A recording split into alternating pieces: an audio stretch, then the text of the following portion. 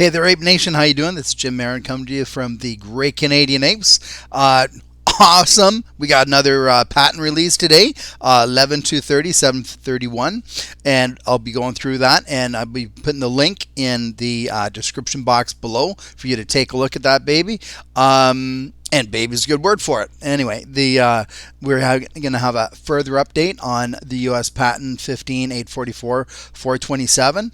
So we've got two patents released in the last week. We're going to be going through analyst price targets for this. Currently, it's a bargain at $1.50.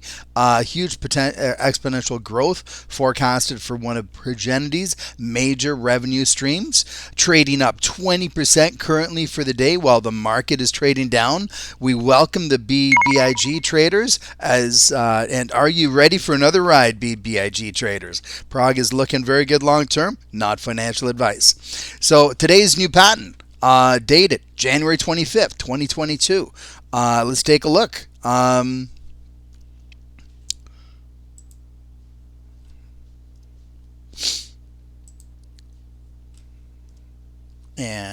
sorry, patents.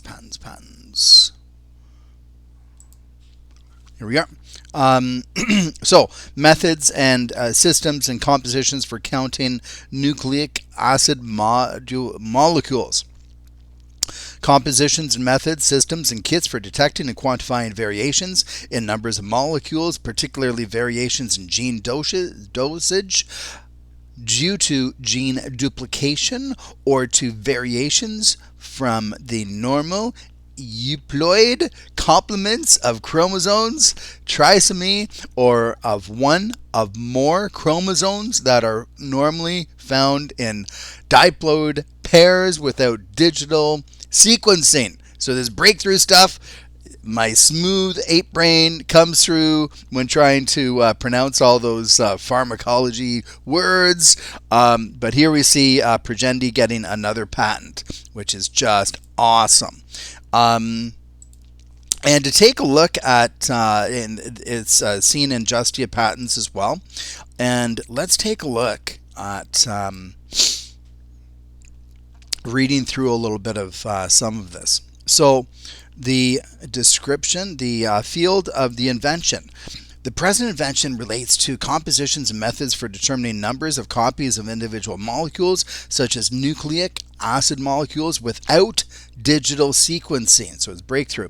The technologies find use, for examples, in analysis of variations in copy of specific nucleic acid sequences that may arise, for example, from variations in chromosome number, gene copy number, expression level, etc. The technologies find, here it comes, particular application in genetic screening. For example, prenatal testing, particularly for non-invasive prenatal testing. This is for their preeclampsia. That's what is going to help support it. NIPT is directed to the analysis of cell-free DNA from a fetus that circulates in the blood of a woman carrying a fetus in utero. Analysis of cell-free, and I'll let you get into it, and but it's all about the preeclampsia. And let's take a look at that market, because we had news released yesterday about this. Prenatal testing and newborn screening market is expected to rise 12% this year. And this is one of Progenity's furthest along revenue potential streams. And it's like right now, it's developed, they're working with partners on it, and they're bringing it to market. So, and this market's going to increase 12% this year and 77% by 2026 to $8 billion. And that's a B. Hold on. Sorry. That's a B. That's billion. Yeah. Sorry. Okay. And so here it is from the business research company. Prenatal Testing and Newborn Screening Global Market Report 2022, Market Size Trends and Forecast 2026. This is from our good friends in London, Greater London, the UK, dated January 20th, 2022. According to Prenatal Testing and Newborn Screening Global Market Report 2022, Market Size Trends and Global Forecast. The size is expected to grow from the 4.49 billion in 2021 to over 5 billion in 2022 at a compound annual rate of growth of 12.2%. The growth in the market is mainly due to the companies resuming their operations and adapting to the new normal while recovering from the COVID-19 impact. So many of the standard operations, let's say, or testing because of COVID infiltrating the hospitals over the last year, that suppressed the market. Now that we're wading through all of that, and they are getting back to this new normal, or figuring out what this new normal is, then that's rising 12% this year just because of that. And the prenatal testing and newborn screen market is expected to reach 7.98 billion in 2026. That's 77% higher than last year's numbers. So they've got a patent that just happened on this today, and like a further patent. They're already leaders in the industry, and the industry is pretty much about to double in the next 5 years. Sweet deal. Okay, this is an overview from the patent, if you didn't see it the other day, that was released. And I'm sorry to still have this up here. I'm just going to do one of these. Sorry, one of those. Okay, so you're not confused by that. And so this capsule goes into the patient, and the subject's data, like the vitals, the activities, symptomology, diet, medications, get from the patient's inside to their cell phone, like smartphone, into the internet, over to the doctor's office computer. The doctor takes a look at it then, without the patient even coming in, and then gives a diagnosis based on location, transit time, breathe rate, micronutrient levels, drug levels, etc. So that's an amazing pill that goes in, reports the macros and micros nutrients back to the smartphone, over to the doctor's office, can take sample tissue along the GI tract so it's less invasive, and can also, it's a new optical method for enhancing detection of colon cancer by capsule endoscopy. So, why am I reviewing this a little bit? Just in case you didn't see it. But also, imagine the press release that will come out. In my mind, there's no doubt a partnership is going to, not financial advice, a partnership must be, or some major things must be going on, because they're packaging in all of this. Both the preeclampsia patent that we got today, and the one that we came through on the 18th that there isn't a press release on for yet. Take a look at the average price targets. No wonder it's going up. You got the low of $2, and that's still like 30% higher than what it is right now at $1.50. The average price analyst is $6. That's 4 times what it is right now, and the high is $12, which is like 8 times. I want to 8x my money and even go higher than $12, but not financial advice. PROG is up 20% for the day. Let's take a look at, so over here for a second. It closed at $1.54, up 26 cents, up 20.3%. And the volume for the day, that's what we needed. Thank you, BBIG investors. Hope you're bringing your bags of money back over here. And here we go for this nice ride. Over 21 million in volume today. And when we take a look at the market, the actual price action for the day, let me just pull that up, is you can see it really respecting the 50-day moving average. The blue is the 50-day moving average, And we got a golden cross yesterday, which was just awesome. And we got a golden cross yesterday, right around the low, right about it was blipping here at about buck 11, buck 11. I got some another couple thousand at buck 16, which there were some tasty dips in there, and hope you got some. And if not, then you know what, this is gonna go. After hours, it's dropping a bit though, buck 46, and I think that's what's going to happen. They're going to try, because the options, they're going to try, the buck 50 level is going to be big for them, and so for the options, they're going to try and get it under a buck 50 by the end of the week. Watch for that catalyst. Buckle up, but watch for the catalyst. Don't put too much in these options again. I mean, maybe it's going to fly. Maybe you make $1 million off of the options. God bless. Hey, that'd be awesome. All the power to you. But they're going to try and keep this. I feel they're going to try and keep this under a buck 50 this week. But the golden cross actually happened right around this point in where the 50-day crossed the 200-day right at about 1 o'clock yesterday. And at that point, we were trading at about buck 13, buck 14. Well, since then, we have risen 37%. And it's really respecting the 50-day moving average as it goes through. I know there isn't a big press release, and I also want to say something about the, people were really fearing, it's going to go down to 65 cents again, going to go to, right, it's not. I don't feel it is at all, because the reason why this happened, and it was like a buck 50 the previous day on August 19th, and this is August 20th. The reason it happened was because, unfortunately, Progenity needed money. And that day, they released 40 million warrants and common shares at a buck. So what's that going to do to a buck 50 price? Unfortunately, that's just going to drop it. They must have been in real dire straits back here. None of their patent, like a lot of their main patents, weren't coming through at that time. Patents came in October, in November, in December, in January. They needed money back here. And the reason why it dropped from a buck 50 to 65 cents is because of the release of 40 million shares that day. Or announcement that day. It stayed there for about 5 weeks, and then and the shorties piled in, that sort of thing, and then it started going up from there.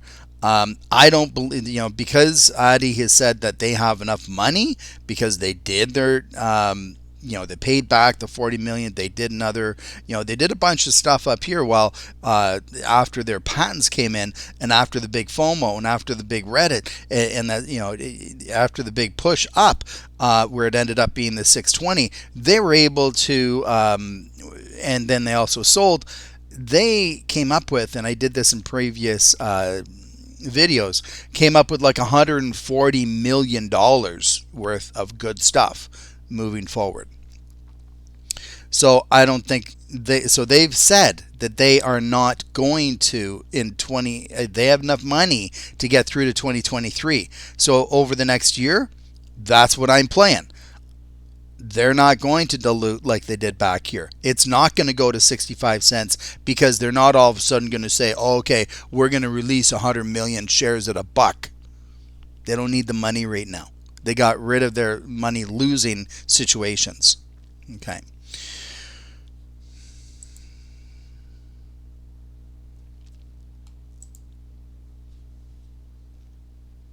European price action. We're up 27% for the day. This is awesome. They closed at buck 34 euros. Thank you very much for those in Spain. Give us some comments from England, from Germany. Thank you so much. We love you, and keep healthy over there. And God bless, man. We got opened at a buck at euro 112. 1.12 euros, had a high of 1.41 euros, had a low of 1.09 euros, and closed at a buck 34, which is like a buck 59 US, and that was this morning. And so today's change, they went up by, I thought it was 27%, but it's 20.7%. Okay. All right. So, and this is exactly what I just said. Now, we don't feel that the bottom is going to be under a buck because Addy, the CEO, says they don't need any more funds until at least 2023. So they're not going to issue any big, release of shares. They don't need the money. Number two, money is going to be coming in from pre-occludia this year, probably this quarter, next quarter, and the market is like doubling to $8 billion in the next 5 years. So that's awesome. Ethereum, the largest institutional holder of the stock, has an average of over $3 per share. Not verified, and they do a lot with their shares, but they're in. You can see that they purchased at higher prices, and so they well higher than a buck, and likely in around the three. Some people even say $5 share. So they're not going to let it go under a buck. Plus, for the Wall Street to be able to be on the New York Stock Exchange, you can't be under $1 for a significant amount of time, and so they're not going to. They're not going to allow that to go under a buck. Ortex data for the day.